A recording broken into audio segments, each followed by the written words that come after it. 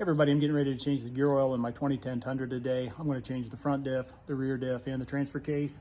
And this specific video is just going to cover the rear diff.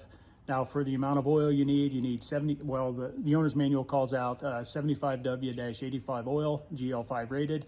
And for quantity, this is the 5.7 liter in my truck. You won't need any more than 4 quarts. But if you do have the smaller V8 or the V6, you could need up to 4.9 quarts depending on your rear end. So just refer to your owner's manual for that. So let's get into the process here.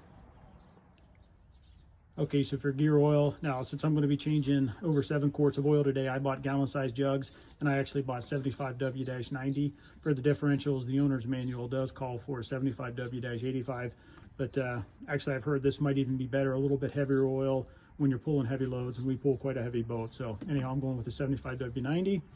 And if you do want 75W-85, I did find some of that online. Company called Redline, very highly rated, but you can only get it in quart-sized bottles. And of course, with the gallon-sized jugs, I was able to save some money.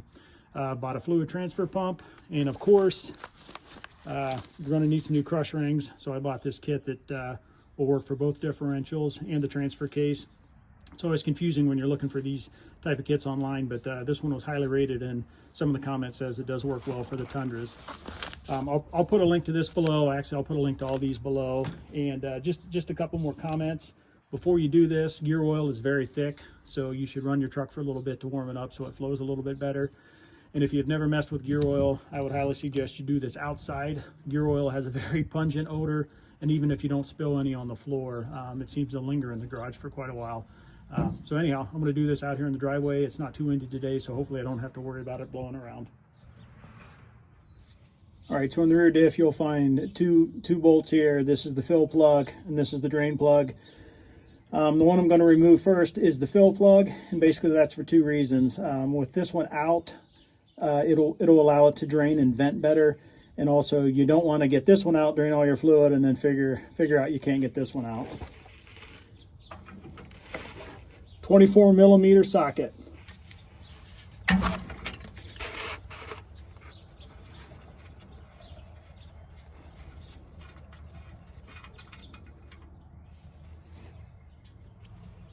Okay, now onto the drain plug. It's also a 24 mil.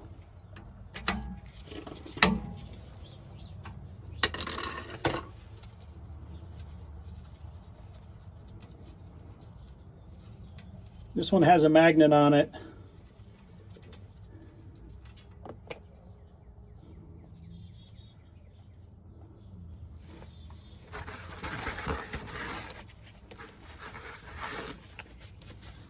You take a paper towel, check your magnet. You find shavings are just normal.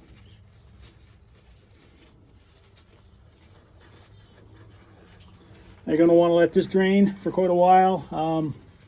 You know, I'd suggest having some cardboard under here too. I do have a drain pan, but have some cardboard because if the wind does start blowing, you don't want that to blow all over your driveway.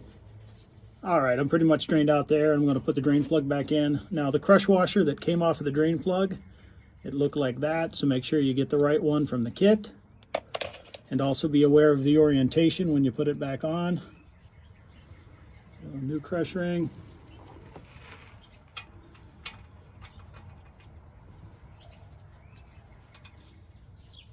All right, so I got that in there about finger tight. Now you want to get your torque wrench out, and this is 39 foot-pounds.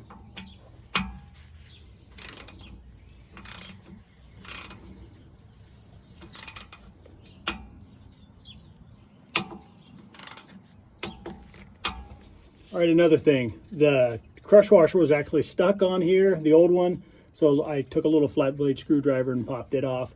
But now the next step of the process is to fill the differential with the new fluid. So I have a little transfer pump here. I got it from Slip Repeat. It comes with different size lids for gallon jugs. It's going to work perfect here, and you just stick it in there. It does have some flanges on it. Don't stick those all the way into your differential or you might not ever get it back out. And here comes the fluid. I'm not going to bore you with this, but my differential takes 3.8 quarts. So basically this whole bottle is going to go in there. And when I start seeing fluid drip out here, that means I'm full. So I'll be back with you here in a little bit.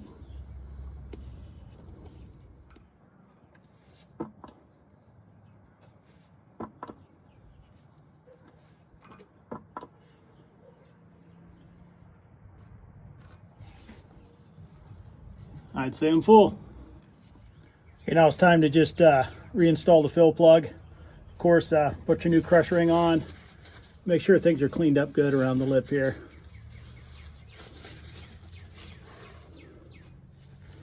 One thing I did really appreciate about that gallon-sized jug was not having to swap bottles a bunch of times. Now, I'm not going to show you this. 39 foot-pounds on this one too. Okay, just one final thing before we call the rear diff done. You probably want to clean this up a little bit. Maybe even hit it with some brake clean. That way you can kind of look for leaks if for some reason those crush rings didn't work out correctly. So anyhow, that's how you do the rear diff.